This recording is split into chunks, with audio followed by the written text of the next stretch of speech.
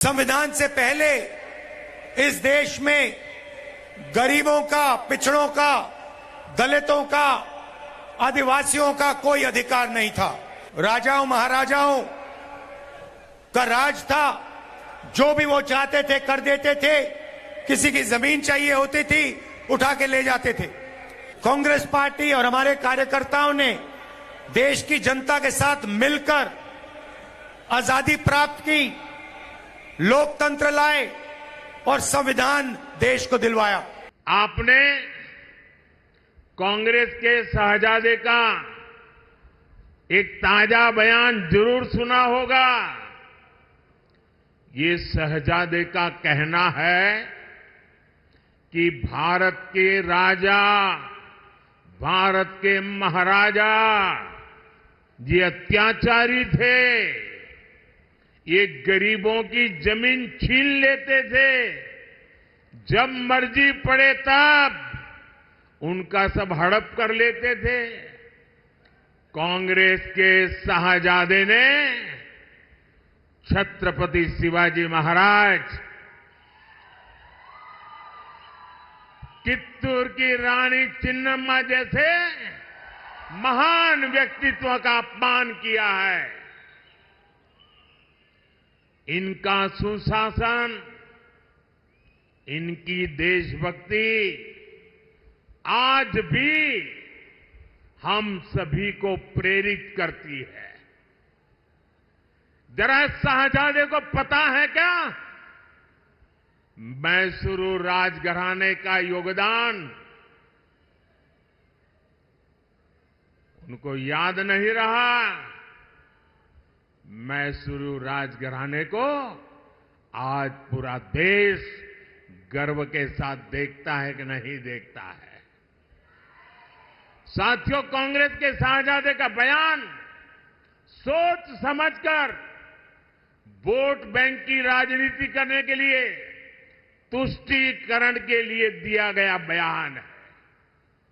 याद रखिए, शाहजादे ने राजा महाराजा को बुरा भला कह दिया, उनकी तो आलोचना कर दी, लेकिन भारत के इतिहास में जो अत्याचार नवाबों ने किए, निजामों ने किए, सुल्तानों ने किए, बादशाहों ने किए, उसकी बात पर तो शाहजादे के मुंह पर ताला लग जाता है, बोलती बंद हो जाती है और राजा महाराजाओं को गालियां दे रहे हो, उनको अपमानित करते हो।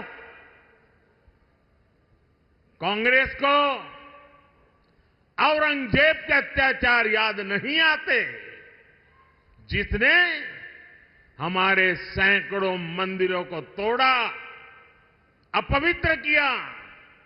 कांग्रेस तो औरंगजेब का गुणगान करने वाली पार्टियों के साथ खुशी से गठबंधन करती है। इनको वो लोग याद नहीं आते जिन्होंने देश भर में हमारे तीर्थों को तहस नहस किया, लूटपाट की, हत्याएं की, गौ हत्याएं की।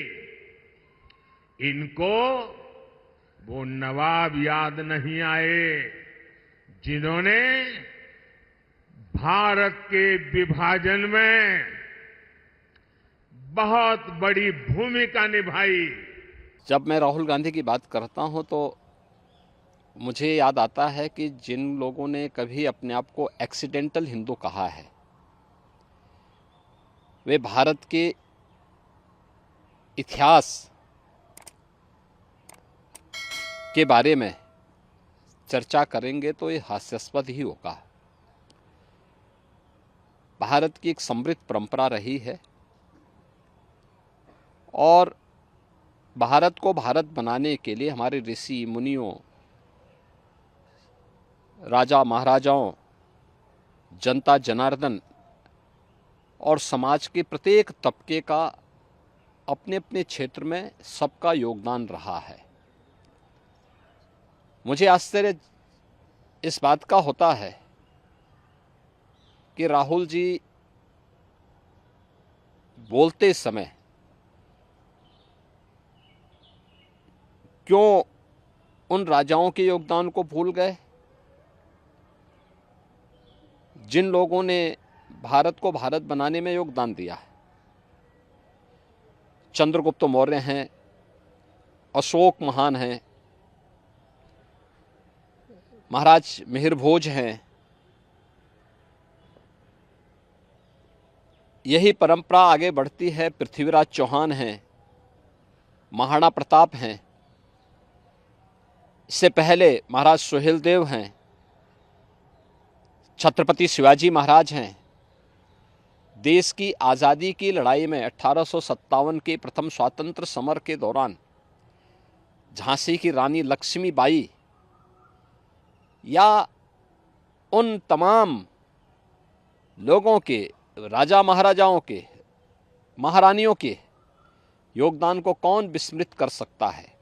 आज भी भारत की गाथा में, भारत की परंपरा में बड़े सम्मान और श्रद्धा के साथ लोग उन्हें स्मरण करते हैं, उन्हें सम्मान देते हैं। लेकिन राहुल जी को कभी मध्यकाल के मुगलों के वे अत्याचार याद नहीं आए जिन्होंने हिंदुस्तान का इस्लामीकरण करने के लिए कोई कोर कसर नहीं छोड़ी थी, जिन लोगों ने अत्याचार और बर्बरता की सभी सीमाओं को लांघ डाला था। आखिर राहुल गांधी को इसके बारे में भी थोड़ी चर्चा करनी चाहिए। ये भी बताना चाहिए कि आखिर अयोध्या में राम मंदिर तोड़ने का दोषी कौन है, कौन दोषी था। काशी में काशी विश्वनाथ मंदिर हो या फिर मथुरा में श्री कृष्ण जन्मभूमि, इनको तोड़ने का दोषी कौन था। देश के अंदर व्यापक पैमाने पे मध्यकाल में देश की सनातन संस्कृति और सभ्यता के खिलाफ तलवार के बल पर नरसंहार करने वाले कौन लोग थे। नालंदा और तक्षशिला जैसे विश्वविद्यालयों को किन्होंने नष्ट किया था, कौन लोग थे वह, उनकी भी तो थोड़ा चर्चा कर लेते।